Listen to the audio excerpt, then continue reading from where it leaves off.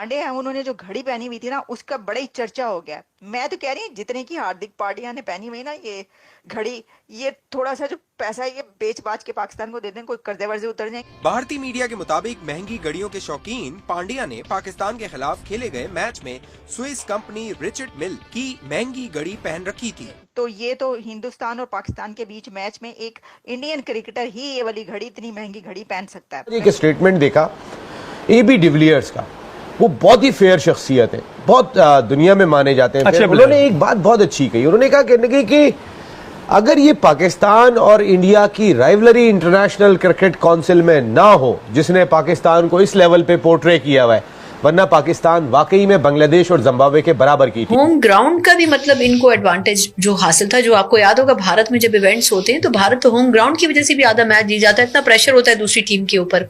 कोहली का वो out of form थे, पाकिस्तान के खिलाफ खेलकर वो फॉर्म में आ गए, सेंचुरी बना ली उन्होंने। और दूसरी तरफ हमारे डरे सेमी प्लेयर्स, ये में इतना डर क्यों लग रहा था भारत से? कह रहे हैं पांड्या ने बड़ी महंगी घड़ी पहनी थी, तो ये तो हिंदुस्तान और पाकिस्तान के बीच मैच में एक इंडियन क्रिकेटर ही ये वाली घड़ी, इतनी महंगी घड़ी पहन सकता है। वैसे तानू पता नहीं पैसा जेड़ा हैगा ना, और दूजे पासे भी बहुत है, खेलते खूलते नहीं है वो, हर हार हुर जाते हैं, पैसा टिका के कमाते हैं।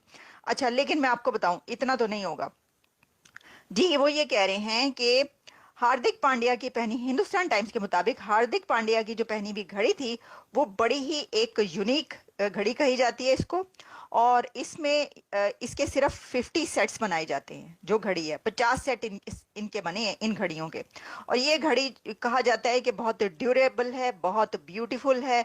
और इसकी इंजीनियरिंग का कमाल ये है कि इसे रोनाल्डो और राफेल नडाल और विराट कोहली ये भी पहनते हैं। यानी दुनिया के जो बड़े बड़े स्पोर्ट्समैन हैं, जिनके मैंने आपको नाम बता दिए, रोनाल्डो से बड़ा कौन सा स्पोर्ट्समैन है? दुनिया का सबसे बड़ा जो स्पोर्ट्समैन है वो रोनाल्डो ही है। और राफेल नडाल और विराट कोहली भी पहनते हैं। और अब हम आपको बताते हैं कि इस घड़ी की कीमत क्या है। इस घड़ी की प्राइस बताई जा रही है करनी थी। भाई मुझे एक बात बताएं, विक्रांत गुप्ता साहब आए थे पाकिस्तान में चैंपियंस ट्रॉफी कवर करने के लिए, ओए बंदा स्टेडियम क्यों नहीं आया?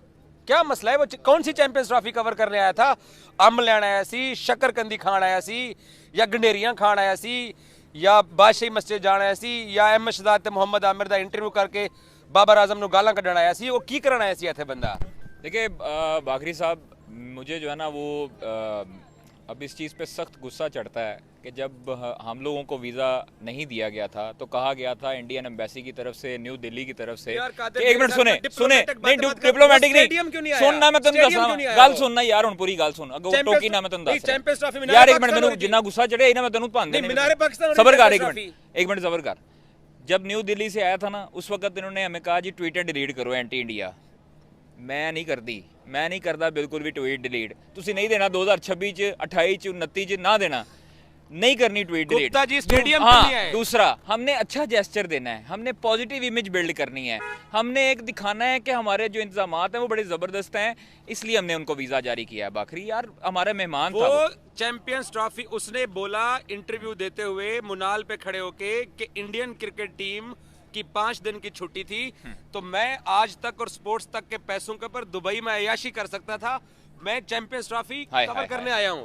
स्टेडियम क्यों नहीं आया? देखो ना, ये होता है यार एक पैशनेट रेडी तो खलो के चने खा रहे हैं, स्टेडियम क्यों नहीं आया? शक्करकंदी भी गंडेरियां भी, हाँ बड़ी मजेदार थी, वो दिल्ली से भी मिलती है शक्करकंदी, है ना, नमक डाल के ऊपर। स्टेडियम यार मेहमान थे हमारे, मैं ना आए स्टेडियम। थोड़ा सा मुझे मोहसिन नकवी या क्रिकेट बोर्ड से शिकवा भी है कि जब इंडियन टीम नहीं आई, उनके अंपायर्स नहीं आए, मैच रेफरी नहीं आए, कमेंटेटर्स नहीं आए, तो सहाफियों को जो उन्होंने वीजा दे दिया है, मतलब हमने बड़े दिल का मुजाहरा जरूर किया है, लेकिन उनमें से कुछ वो लोग भी थे ना जो पाकिस्तान के खिलाफ जहर उगल रहे थे, तो मेरा ख्याल थोड़ा हम लोग जज्बाती हो गए। आप इंडिया जाते हैं, आपको ऐसे ही प्रोटोकॉल मिलता है जैसे उन लोगों को मिल रहा है? नहीं, ये तो देखें, ये तो हमारे वो लोग जो उनको प्रोटोकॉल दे रहे हैं, हालांकि विक्रांत गुप्ता मेरा दोस्त है, हम उनके साथ काफ़ी टाइम दिल्ली में भी गुजारा है, चंडीगढ़ में भी, लेकिन ये तो लग रहा है कि कोई एक रोता हुआ लड़का आ रहा है। ये सारा मुझे तो लग रहा है पहले से प्लांटेड लग रहा है। तो इसकी वजह क्या समझते हैं आप? एक शख्स जो है वो पाकिस्तान का मुसलसल जो है वो उड़ा रहा है, बल्कि भट्टी साहब ये बात कर रहे हैं, मेरा दोस्त तो इसके बावजूद ये बात कर रहे हैं। मोहसिन अली मेरे शो में आके उन्होंने विक्रांत गुप्ता के लिए क्या क्या नहीं कहा, for the sake of the Pakistan. उनका भी बहुत अच्छा दोस्त था, मैं इस बात का विटनेस हूं, लेकिन मोहसिन अली साहब ने विक्रांत गुप्ता को कितना क्रिटिसाइज किया, लेकिन बाकी लोग जो है वो तो ऐसा लग रहा है कि कोई स्टेट गेस्ट आया हुआ है कोई। देखिए मोस्टली नहीं है, चंद लोग हैं, उसमें यूट्यूबर्स हैं जो अपना मंजन बेचने के लिए कि इंडिया में उनका मसाला बिकेगा, इसलिए वो वहां उनको साथ लेके चल रहे हैं, उनको प्रोटोकॉल दे रहे हैं। लेकिन सर माजद का जो मेन स्ट्रीम चैनल है वहां पे भी तो बैठे हुए हैं ना विक्रांत गुप्ता को लेकर।